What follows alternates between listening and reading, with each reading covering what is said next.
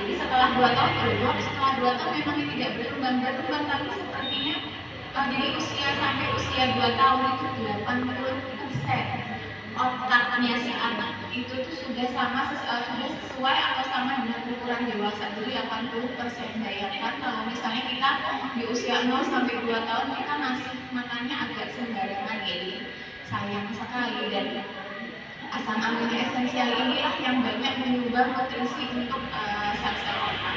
Kemudian yang ketiga juga tidak kalah penting adalah lemak. Nah ini juga tuh kadang salah ya, kita berpikir bahwa banyak orang yang berpikir dong memang lemak bagus, nanti punya penyakit gitu, bisa jadi nanti besarnya jadi penyakit jantung koroner atau apa gitu ya, karena kita berpikir bahwa lemak itu jahat, sama seperti kalau kita dewasa makan lemak gitu kan, tapi jangan-jangan kolesterolnya justru hampir 50% dari otak itu dibikin dari kolesterol. Jadi memang butuh lemak seperti santan, kemudian makanan-makanan gorengan itu justru dibutuhkan oleh anak kalau kita.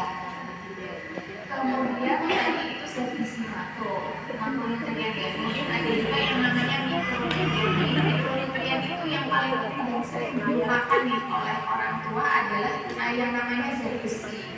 Ya, zat besi itu sangat penting, lebih lagi dari usia 0 sampai 2 tahun. Untuk apa zat besi? Namanya saja zat besi. Zat besi itu utamanya adalah untuk membuat sel darah merah ini. Jadi zat besi adalah salah satu zat pembuat HB atau hemoglobin. Jadi zat pewarna darah ya. Nah, fungsinya apa sih HB itu? HB itu nantinya akan berikatan dengan oksigen. Jadi udara yang kita hirup nanti yang berikatan dengan oksigen kemudian akan membawa nutrisi dari apa yang dimakan oleh anak masuk ke sel, kemudian selnya jadi bertambah besar, anaknya bertambah berat badannya, anaknya bertambah panjang badannya, dan bertambah juga lingkar kepala atau lingkar kepala itu berarti kan sebanding dengan besar otaknya gitu ya. Jadi terus gimana sih dapatnya zat besi? Lagi zat besi itu didapat dari sumber makanan kaya protein hewani ya. Jadi ayam, kemudian daging merah, ikan, dan yang paling gampang didapat dan pasti ada itu telur. Nah, kemudian tadi zat gizi makro dan mikro itu sangat penting, dan memang kalau misalnya kita lihat ya, anak usia 0 sampai 5 tahun itu kalau bisa makanannya itu kalau secara porsi itu memang karbohidrat itu dibutuhkan sekitar 50% dari makanan sehari-harinya itu 50%, kemudian protein itu sekitar 15 sampai 20%, dan lemaknya 30%. Jadi memang lemaknya itu banyak ya. Berbeda dengan kita yang dewasa, kita kan harus menghindari, kita mengurangi lemak. Kemudian yang nggak kalah penting juga yaitu aktivitas fisik. Jadi aktivitas fisik pada anak itu memang sangat dibutuhkan. Jadi jangan ya, sekarang mungkin banyak anak-anak yang lebih suka main game lewat HP gitu ya, sayang banget sebetulnya karena dia hanya duduk kemudian main game paling nyemil. Jadi gendut memang anaknya, tapi akhirnya jadi obesitas kebanyakan. Makanya kenapa aktivitas fisik itu perlu setidaknya 1 hari 30 menit, entah itu main bola, entah itu bersepeda, kemudian bermain di luar dengan teman-temannya. Kemudian apalagi ya, jadi sebetulnya memang yang paling penting itu adalah ketika kita menyiapkan makan ke anak itu harus ada karbohidrat, protein, yang baik. Kemudian bagaimana dengan kadang-kadang kita anak saya nggak suka buah, anak saya nggak suka sayur, nah gitu. Jadi sebetulnya dari usia ini karena kan putra putri ibu mungkin usia 4-5 tahun ya, sampai usia 4-5 tahun juga sayur dan buah itu sifatnya masih pengenalan. Memang sayur dan buah itu kan banyak seratnya juga, nah serat itu kan memang dibutuhkan, tetapi sifatnya hanya pengenalan. Jangan lantas misalnya dok anaknya nggak mau makan, udah deh saya kasih buah aja, boleh nggak apa-apa, cuman porsinya tetap harus tidak lebih banyak dibandingkan dengan makan utamanya atau cemilannya. Jadi kita tetap menyediakan pilihan utama cemilan itu harus ada kandungan, ada 2 di antara karbohidrat, protein, dan lemak. Buah dan sayur boleh hanya sebagai seringnya, tetapi tidak menjadi pilihan utama ketika anaknya tidak mau makan. Sebetulnya baik ya, cuma mungkin kalau ceritanya lebih banyak minum susu dibandingkan makan. Sebetulnya susu baik juga karena susu adalah sama sebetulnya sumber protein hewani juga dan kalsium. Cuman memang ketika anak jadi kalau sekarang kandungan bayi yang dari usia atas usia 2 tahun ketika perkembangannya baik dan tidak untuk minum susu formula, tapi kalau susu hewan boleh. Dan memang kalau untuk anak lebih dari usia 2 tahun itu konsumsi susunya itu sebetulnya sudah harus dibatasi, maksimal itu 700 cc sehari. Karena apa sih? Karena itu nantinya beresiko dengan terjadinya anemia, terutama anemia defisiensi besi atau anemia kekurangan zat besi. Kenapa kok bisa gitu ya? Padahal kalau dilihat anaknya mungkin aktif, anaknya beratnya banyak, minum susunya juga kuat gitu ya. Tapi kan kita tidak tahu karena katanya kan zat besi itu zat besi itu kan zat besi mikro. Kita memang harus melakukan pemeriksaan darah ketika menentukan oh benar nggak nih anaknya anemia atau kekurangan zat besi, karena kalau susu itu kan banyak kalsiumnya. Ketika masuk ke sel, kalsium dan besi itu apa ya seperti berkompetisi dan yang menang itu kalsium. Takutnya nantinya ketika memang dia bentuknya baik tapi dia kekurangan zat besi mikro. Gimana dong caranya? Kalau lihat dari cerita ini mungkin anaknya nih selama ini dari mulai awal MTASI gitu. Nah yang paling penting itu jadwal makan.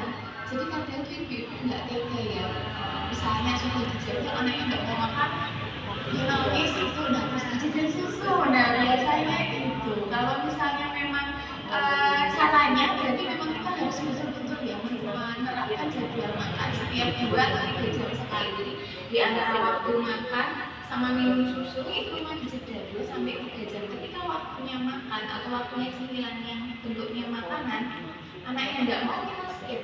Jadi ibu dia nggak usah dikasih apa-apa kecuali aktif. Nah ada tuh ibu nggak tega kok aneh-aneh biasanya nggak kangen kok nggak mau nanti lapar gitu, tapi itu nantinya jadi kebiasaan anaknya punya cara ya nangis aja pasti nanti kalau nangis mama atau eyang tuh ngasih susu. Nah itu bu alhamdulillahnya berat badannya tuh masih baik, masih ideal ya, cuma kita nggak tahu nih mungkin dia kekurangan zat besi mikro gitu. Ya kalau caranya ya berarti harus dibatasi sekarang, mulai sekarang minum susunya dibatasi maksimal hanya 700 cc per hari. 700 cc, 500 sampai 700 cc per hari. Sampai 20 kali. Nanti kalau misalnya anak yang mau mungkin dia akan jilat-jilat. Terus tiba-tiba dia lepeh gitu karena memang dia belum suka. Nah caranya gimana? Selain itu, selain kita terus memaparkan secara konsisten, kita melibatkan si anak dalam pengolahan. Aku dari beli nih di pasar, ini loh dia udah ini bentuknya begini gitu ya, ini bentuknya begini ada kepalanya, terus dilibatkan dalam proses pencucian yang dilibatkan dalam proses pemasakan. Jadi nanti dia penasaran dengan nasi kan banyak ya, nah saya tidak mau makan nasi. Sebetulnya nasi itu kan karbohidrat ya, karbohidrat itu kan bentuknya banyak. Kalau saya memang nggak mau nasi SD kelas 1 dan badannya itu cuma 17 lebih sedikit, namanya kurus ya anaknya. Kalau disuruh makan itu kayak hari ini kan contohnya pagi-pagi saya suruh makan, terus kalau soalnya nanti saya nggak mau makan ya mah tuh udah tak kasih makan, tapi kalau pas jadwal siangnya itu nggak mau. Kalau dari dulu emang sukanya itu susu terus pak. Nah hari ini kan saya kan pengen mencoba yang agak kasih makan berarti kan udah 1 tahunan kan, tapi memang satu kali sekarang belum berhasil. Terus sih juga makannya kalau makan sih mau, kerja kali mau, tapi nggak banyak itu sih. Kalau kasih protein ke siapa ya mau, tapi itu emang banyak. Lalu mohon bertanya ke dokter, kebetulan saya tenaga kesehatan. Saya itu banyak menjumpai pasien yang sama tadi yang dikatakan pertanyaan pertama itu hanya minum susu aja.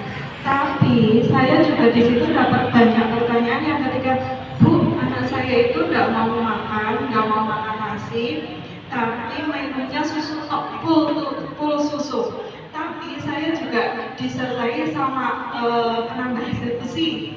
Kan sekarang produk-produk zat besi banyak ya Bu. Nah itu gimana? Apakah berpengaruh ketika anak yang full susu sama didampingi dengan produk zat besi Dan ketika anak yang nggak mau makan itu, apa perlu dicoba-coba yang sirup nafsu makan, ini nggak cocok diganti lagi. Mungkin sebagai orang tua sudah capek kalau 10-15 suruh gonta-ganti itu mungkin kurang waktu gitu, pengennya langsung instan yang kasih sirup langsung anaknya mau gitu. Karena kita sebagai tenaga kesehatan juga yang semua itu butuh proses gitu, dan bagaimana kita menyikapinya. Yang kedua, saya itu punya pasien tiga anak, yang satu 2 tahun, yang satu 3 tahun, yang satunya 4,5 tahun, mau menginjak 5 tahun. Dan ketiga-tiganya itu benar-benar nggak mau ngasih dok, nggak mau ngasih sama sekali. Lihat langsung utang, lihat benar-benar datang ke klinik itu benar-benar awalnya untuk terapi aja, karena saya karena ada terapi hipnoterapi ya. Nah itu menerapkan hipnoterapi biar si anak itu nggak takut. Awal-awal itu yang kedua alhamdulillah berhasil, yang 2-3 tahun. Mungkin yang 4,5 tahun dan 5 tahun itu karena dia udah banyak jajan, mungkin agak susah kok buat hipnoterapinya. Jadi ketika kita terapi, dia mengenal lihat bentuk nasi itu, dia benar-benar langsung kontak. Sebelumnya tak tanya, kamu kenapa kalau lihat nasi nggak mau? Saya kalau lihat nasi utah. Jadi dari mindsetnya dia itu kalau melihat bentuk nasi itu utah. Tapi yang jadi masalah gini dok, yang tadi kan dokter bilang usia 0-5 tahun itu karbohidratnya 50% ya. Nah si anak ini nggak mau masuk karbohidrat, entah itu mie, entah itu jagung, kentang, itu nggak mau. Jadi dia hanya makan dari usia 1,5 tahun sampai ini menjelang 5 tahun itu dari cemilan kayak ciki, terusan kayak keripik gitu karena maunya. Terus alasan ibunya dikasih ya karena nggak mau masuk apa-apa, jadi ya terpaksa dikasihkan itu. Dan anaknya belalai, berat badannya itu normal, tapi yang jadi masalah ibunya itu sering sakit demam, itu sering, dan sekalinya demam itu langsung 40, 41, tapi enggak yang kejang itu enggak. Itu gimana ya dok? Apa bisa disembuhkan? Apa udah ya sudah dipasang ke aja mau sholat dulu gitu? Terima kasih dokter.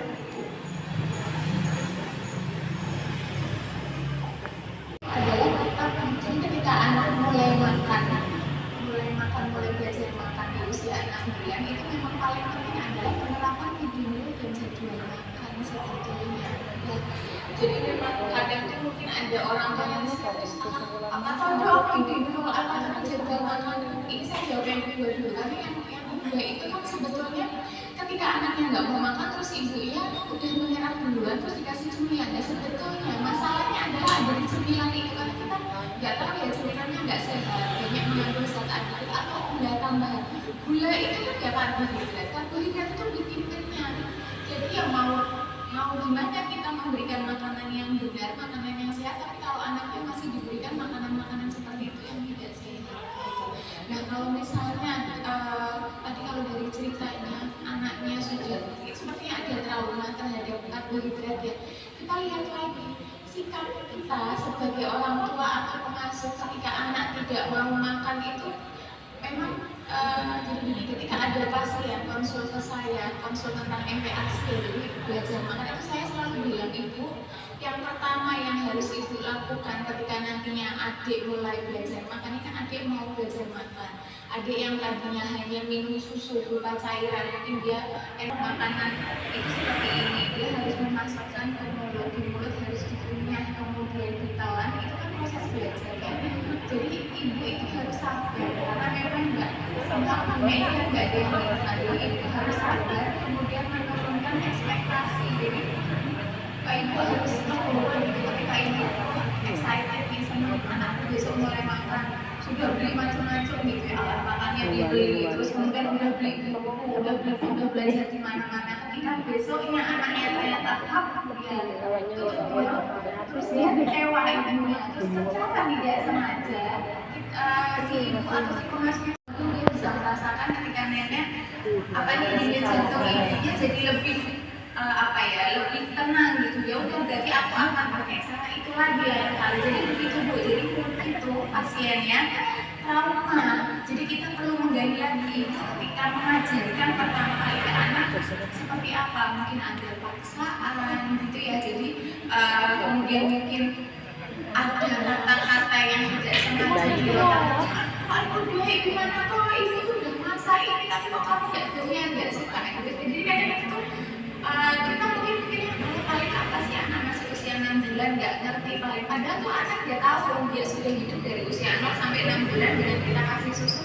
Kita kan kalau kasih susu ya nggak mungkin yang sambil marah gitu, pasti diajak omong anak itu nanti adik pinter ya minum susunya, nanti cepat besar ya gitu. Tapi kan kita udah stres nyiapin makan terus anaknya nggak mau, kita jadi nggak berkenan nih, kita marah gitu. Nah itu tuh yang harus diperhatikan. Jadi harus diperhatikan pasiennya gimana anaknya, gimana itu ibunya itu ngasih makannya. Kemudian kalau memang mau berhasil mau sukses memberikan makan siang ya berarti di stop.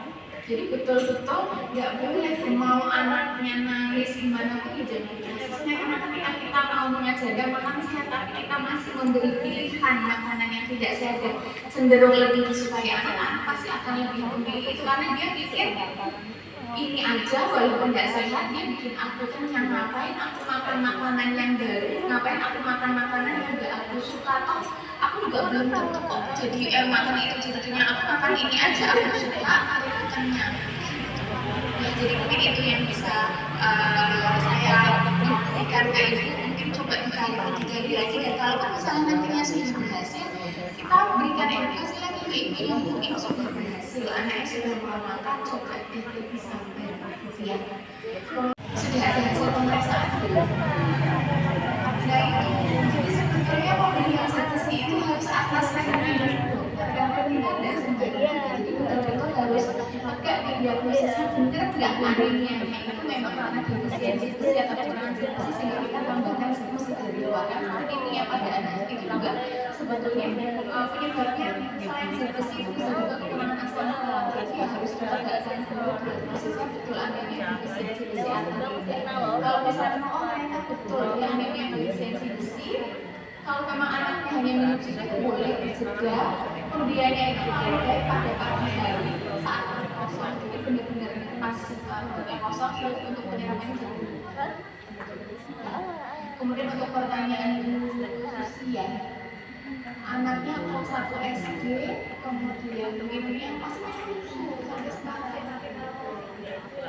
Kalau mau ikut aja terus makan nih, nah tadi lucu ya sebenarnya dia udah ngajarin ini kalau udah makan pagi dia nggak mau makan siang. Dan dari pagi ke siang dia makan apa?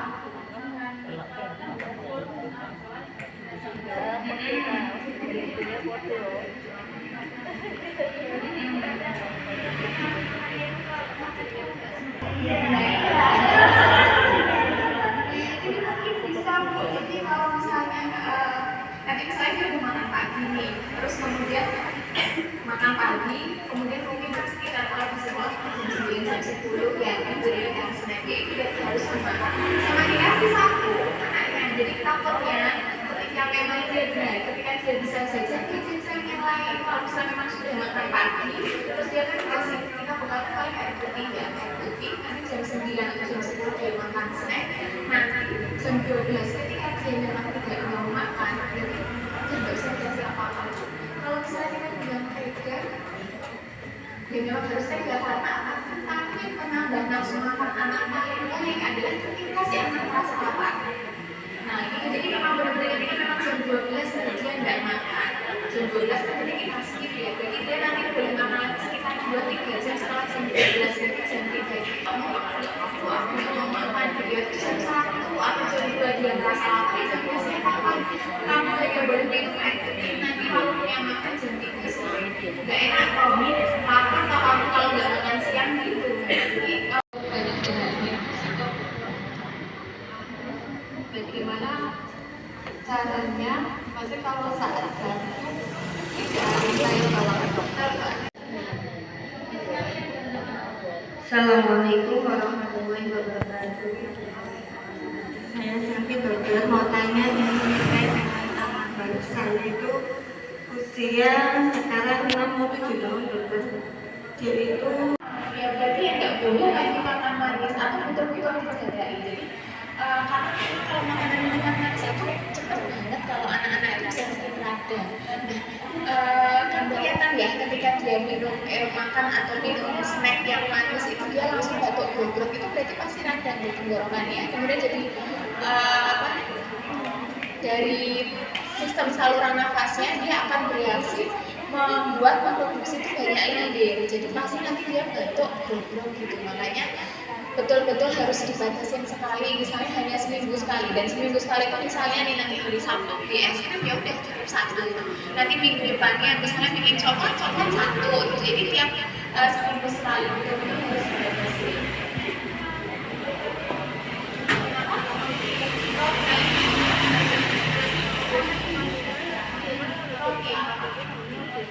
Manis loh pasti, iya, berarti memang benar-benar harus dibatasi. Jadi mungkin buah itu kan manis tapi manis alami gitu. Jadi memang kalau misalnya hanya batuk, kemudian grogro tidak disertai bunga, kemudian kalau misalnya ada pilek, itu sebenarnya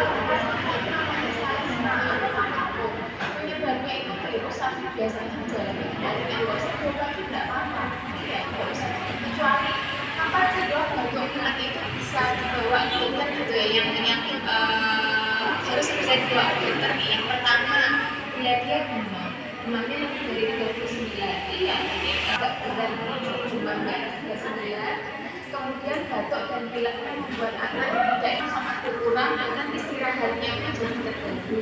Kemudian yang ketiga ada tanda-tanda gawat nafas, jadi mulai dia sesak nafasnya jadi lebih cepat daripada biasanya. Kemudian disertai dengan adanya, kalau kita lihat nafasnya ya ada tarikan dinding, jadi batas antara tulang rusuk yang paling bawah sama perutnya itu yang benar-benar kelihatan narik nafasnya itu dalam sekali. Nah itu batuk pilek yang memang harus segera dibawa ke dokter. Tapi kalau misalnya nggak demam, anaknya masih aktif, makan minumnya mau, cukup banyak minum, kemudian betul-betul dihindari makanan berpanas. Ya. Kemudian yang pertanyaan yang kedua, alhamdulillah ya Bu, usia 6 sampai 7 tahun berarti 43, tapi itu masalah. Jadi kalau dilihat saya nggak tahu tingginya berapa, kalau memang dia seperti yang mungkin banyak disilipin, tapi kalau misalnya nggak begitu tinggi mungkin dia obesitas. Nah sebetulnya obesitas kan masalah di Indonesia, jadi itu memang masih banyak. Jadi masalah gizi anak daripada ada stunting, gizi buruk dan obesitas. Kalau anak usia 6 sampai 7 tahun itu ketika memang sudah obesitas, memang tidak boleh ya makanan itu tidak boleh, karena dia sudah dalam masa pertumbuhan. Yang boleh kita lakukan adalah benar-benar dikurangi makanan-makanan yang enggak penting gitu. Misalnya susu, ya sudah berarti nggak usah dia diberi susu, kalau dia makannya sudah banyak. Dia minum susunya berapa kali atau sehari? Nah itu benar-benar susunya harus dibatasi. Kemudian makanan, ini kan saya bilang makanan ini tidak dibatasi, tapi maksudnya adalah kita lebih banyak memberikan buah dan sayur. ada alergi. Kemudian BB-nya juga seret, tapi untuk MPASI-nya dia ya. Cuman BB-nya sudah di garis bawah garis hijau. Itu kira-kira bagaimana nih dokter? Apakah perlu konsultasi nanti dicek karena makannya dia untuk MPASI-nya tidak ada masalah ya. Tapi karena dia tidak ada asupan susu ya, kemudian BB-nya menjadi seret. Untuk perkembangannya sudah sesuai usia semua. Jadi 8 bulan sudah berangkat, kemudian sudah mulai merambat. Terima kasih.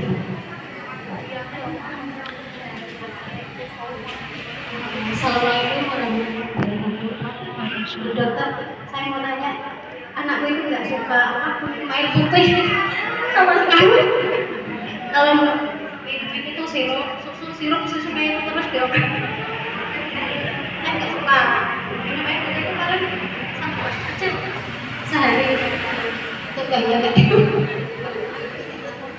sirup terus, sirup susu kayak itu. Jarang, pokoknya jarang benar-benar air putih kayak itu dok. Terima kasih. Iya. yang lain. Kalau baru terjadi di anak saya, dua-duanya itu kok ternyata baru ketahuan ada radang amandel dokter. Terus waktu periksa dilalah ketemunya itu dokter umum, katanya kalau ini itu kalau udah besar udah nggak bisa mengecil gitu. Sayanya kan langsung lap-lapan dokter. Soalnya yang anak pertama itu kok baru ketahuan dua-duanya besar semua, lalu yang anak kedua itu yang satu besar yang satu kecil dokter. Kalau yang anak pertama itu baru mending, ini buat telan udah nggak sakit. Kemarin-kemarin itu kan kayak udah besar dua-duanya, sudah mau nempel ke apa itu pita suara, lalu kayak ada sariawannya juga dokter. Saya itu yang tak pikir berarti kalau salah makan nanti makin lama itu bisa makin besar atau masih ada kesempatan buat kempes seperti itu dokter.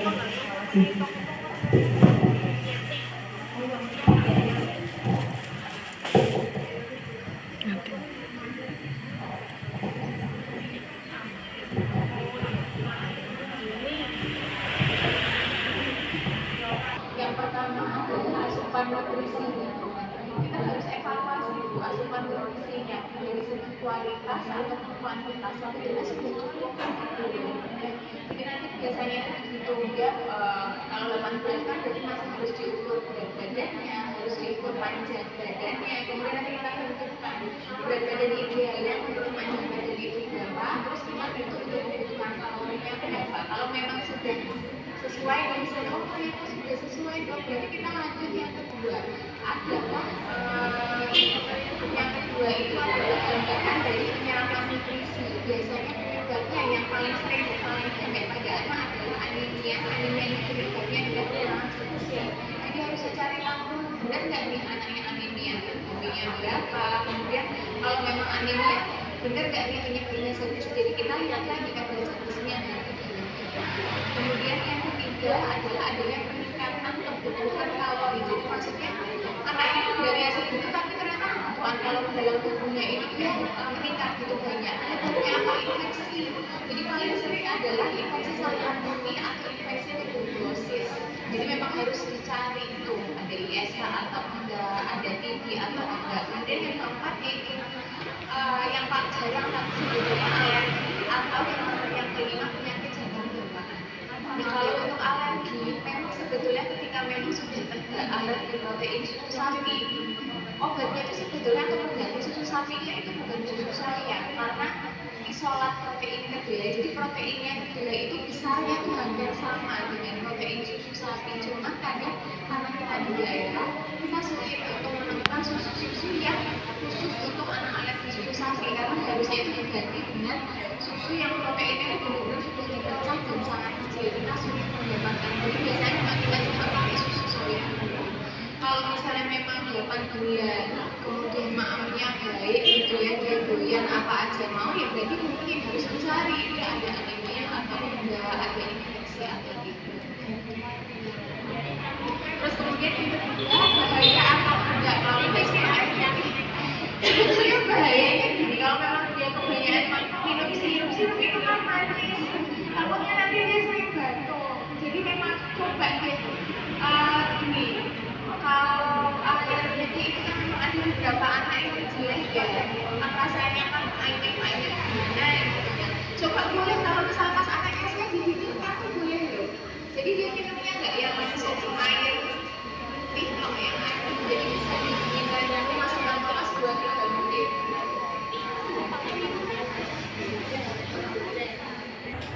Sebetulnya begini, nanti ibu juga boleh loh ya, kan kita kan ini temanya gizi dan kesehatan ya, jadi nggak harus menanyakan soal gizi kesehatan anak apapun itu boleh.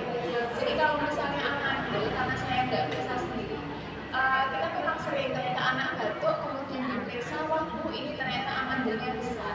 Sebetulnya ada beberapa kriteria ini masih akut atau sudah kronis. Jadi akut itu yang masih kurang dari 1 minggu, 7 hari lah. Tapi kalau misalnya sudah kronis itu sudah lewat dari 2 minggu, dan ada yang namanya kronis tetapi dia akut lagi, itu akut istilahnya. Nah kalau untuk amandel sendiri sebetulnya saluran nafasnya menjadi suatu hal yang wajar ketika amandel besar. Karena apa? Karena amandel itu isinya sebetulnya adalah sel-sel limfos, jadi sel-sel tentara, istilah itu tentara tubuh, tentara pertahanan di saluran nafas. Ketika memang ada yang hidrogen itu kan kemasukan bakteri atau virus, si amandel itu pasti akan membesar. Tapi menjadi bahaya ketika si amandel itu kan besar, merah, kita membedakannya itu dia permukaannya masih halus.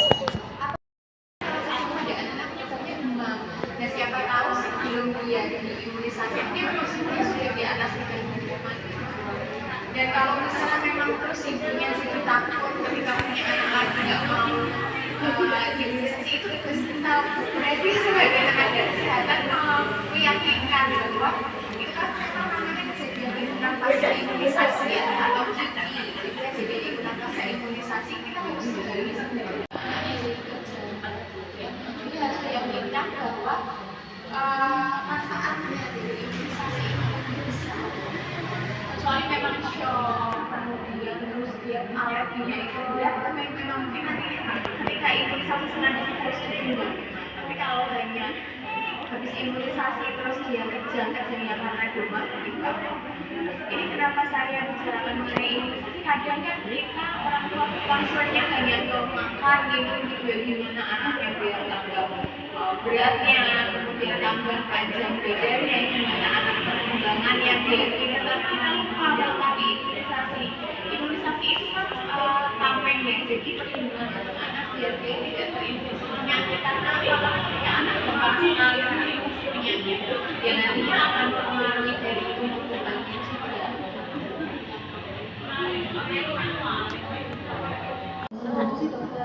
Apakah ada kan caranya kan kalau itu udah aman gitu kan ya sama baju itu bagaimana saja saat ini tuh ya mereka sudah makan tempat baju tapi kalau itu nggak dari itu sih dokter jadinya belum sembuh ya ya kayak ada ya pokoknya harus itu sih jadinya kita dokter.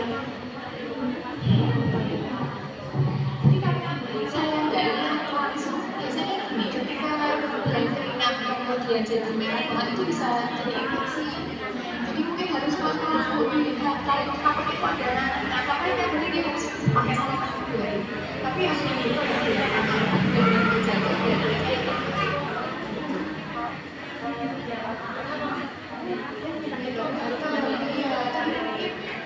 selain itu habis mandi itu cepat dikasih lembab. Dikasih lembab, kemudian setelah lembab dikasih tidak salisin dan benar-benar harus pakai bajunya berarti yang nafasnya nggak boleh terlalu.